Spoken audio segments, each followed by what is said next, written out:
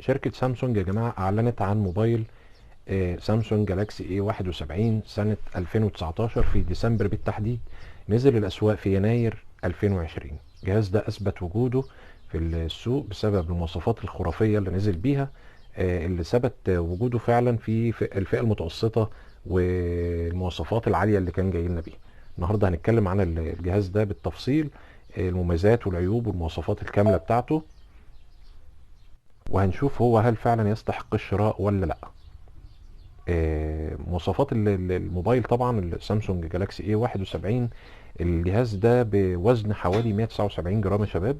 بيدعم ان هو يشغل شريحتين من نوع نانو، وبيدعم طبعا شبكات الاتصال الجيل الثاني والثالث والرابع. متانة الخامات اللي متصنع منها هي من البلاستيك اللامع، لكن جودتها محترمة وجودة عالية. الشاشة طبعا جاية من نوع السوبر اموليد بمساحة 6.7 بوصة، وثقب اللي هو الصغير اللي هو بتاع السيلفي. الشاشة طبعا جاية بجودة الفول اتش دي بدقة 1080 في 2400 بكسل، مع طبقة حماية من نوع كورنينج جوريلا جلاس الجيل الثالث. وبتدعم الشاشة أبعاد العرض الجديدة اللي بنسبة 9 ل 20. وكمان بتقدر تلغي الأزرار اللي هي اللي تحت دي، 3 أزرار اللي تحت دول، عشان تقدر تستخدم أفضل وضع للشاشة. الجهاز بيتوفر بسعة 128 جيجا بايت مع ذاكرة عشوائية 8 جيجا بايت. وكمان بيدعم الموبايل بيدعم ان انت تزود له المساحة التخزينية عن طريق كارت ميموري لحد 1000 جيجا بايت، يعني 1 تير. اما عن الاداء بقى بتاع الجهاز جاي بمعالج من شركة كوالكوم من نوع سناب دراجون 730 جي بتكنولوجيا 8 نانو، مع معالج رسومي من نوع ادرينو 618. هيقدم لك تجربة العاب ممتازة. المعالج ده بيقدم اداء محترم جدا. الكاميرا الاماميه زي ما قلنا جايه بدقه 32 ميجا بكسل، والكاميرا الخلفيه 4 كاميرات بالشكل اللي انتم شايفينه اللي اصبح ترند من سامسونج، اللي هو على شكل حرف ال ده، بدقه 64. الكاميرا الاولى بدقه 64 ميجا بكسل، والكاميرا الثانيه جايه بدقه 12 ميجا بكسل، والثالثه بدقه 5، والرابعه كمان بدقه 5. كمان الموبايل بيدعم الميكروفون اللي هو خاص بعزل الضوضاء والضجيج اثناء استخدام الهاتف عموما يعني. الموبايل بيدعم تصوير الفيديوهات بجودة 4K بدقة 2160 بكسل. كمان بيدعم التصوير بجودة الفول اتش دي بدقة 1080 بكسل. طبعا موجود البلوتوث، وبيدعم جي بي اس. واما عن وسائل الامان، طبعا زي ما انتم شايفين البصمة بتيجي اسفل الشاشة، مدمجة في الشاشة من تحت كده زي ما انتم شايفين. وفي طبعا المنفذ اللي هو 3.5 مللي الخاص بسماعات الاذن زي ما انتم شايفين اللي هو مع الجهاز من تحت. منفذ اليو اس بي جاي من نوع التايب سي، وكمان بيدعم خاصيه الاوتو جي. البطاريه بتاع الجهاز يا شباب جاي 4500 ملي امبير، وبتدعم الشحن السريع بقوه 25 واط. الموبايل نازل بنظام تشغيل 10 مع واجهه سامسونج وان يو اي 2. الجهاز نازل باللون الابيض والاسود والبينك واللون الازرق.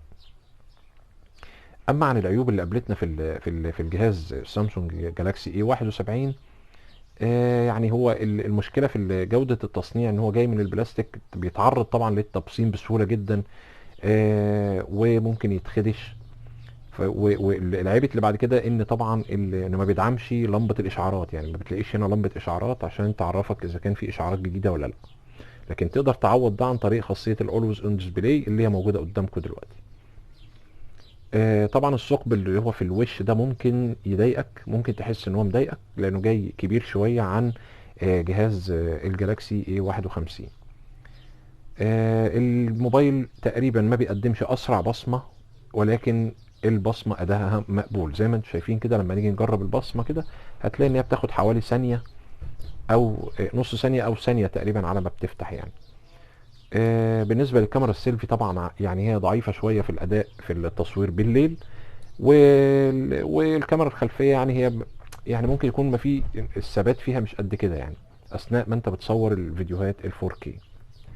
اما بالنسبه للمميزات زي ما احنا قلنا، بيدعم طبعا الجهاز بيدعم تشغيل شريحتين وكارت ميموري في نفس الوقت. البطاريه بتقعد فتره طويله، هي مش الاقوى ولكن عشان هي بتدعم الشحن السريع بقوه ال 25 واط، فانت تقدر تشحن الجهاز في خلال ساعه، ساعه وتلت تقريبا. المعالج طبعا بيقدم اداء جيد جدا في معظم العمليات اللي انت بتقوم بها في اليوم. والكاميرا الخلفية طبعا بتقدم اداء محترم جدا في تصوير الصور. الشاشة السوبر اموليد طبعا بتديك اداء مذهل حتى تحت ضوء الشمس المبهر. هتلاقي الشاشة واضحة جدا، ضوء الشمس مش مؤثر فيها.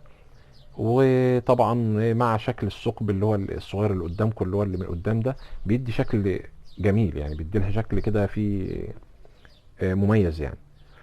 طبعا الرامات عالية جدا، بتدي لك مرونة وسرعة في التنقل بين التطبيقات والايه العمليات اللي انت بتقوم بيها خلال اليوم. اما عن سعر التليفون فهو في مصر حوالي 6000 جنيه للنسخة ال 128 جيجا مع 8 جيجا رامات. وده كان الفيديو بتاعنا بتاع النهارده يا شباب، اتمنى ان يكون عجبكم، وطبعا يكون ادالكم فكرة عن اذا كنت تقدر او جهاز جدير بانك تشتريه او لا. يعني اعتقد ان هو جهاز محترم، قدم تجربة محترمة. هو بقاله دلوقتي سنة معايا الجهاز، مفيش اي مشاكل خالص ولا اتأثر باي حاجة.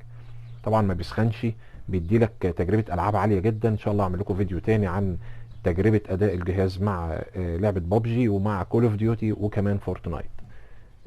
لكن انا بقول لكم عن تجربتي بالنسبة للجهاز ده. الجهاز ده من افضل الموبايلات اللي انا اتعاملت معاها. يعني هو يعتبر اخو الاي 51 ولكن مع مواصفات اعلى منه. ان شاء الله هبقدم لكم مقارنة بين الجهازين، اذا كان تقدر تاخد السامسونج اي 51 ولا الاي 71. الجهازين عموما بصفة عامة محترمين جدا. انا موضوعي النهاردة كان على الاي 71. اتمنى بس تكون الناس استفادت من الفيديو، ويا ريت دعمكم واللايك والاشتراك في القناة. شكرا لحضراتكم، والسلام عليكم ورحمة الله وبركاته.